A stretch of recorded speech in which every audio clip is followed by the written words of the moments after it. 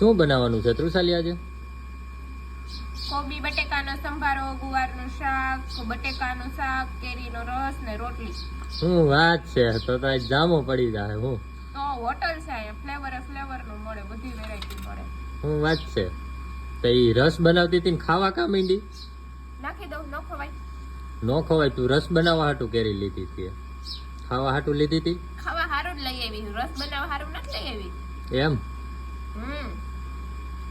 તો કેટલી વાર લાગશે? હાલો હવે જમવાનું બનાવવાનું. મને ખાવા દે, મને ખાવામાં ડિસ્ટર્બ થાય.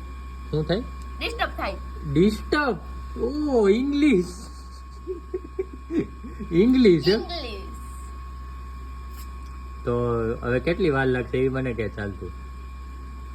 આ કેરી ખાઈ લો, હા પછી આ બધું કરવાનું છે, હજી સુધારવાનું બાકી છે. વાર જ લાગે ને 10 વાગ્યા કે બપોર હોય જ ને. એમાં શું યાર, સાંજે વહેલું હોય બપોરે વહેલું ન હોય.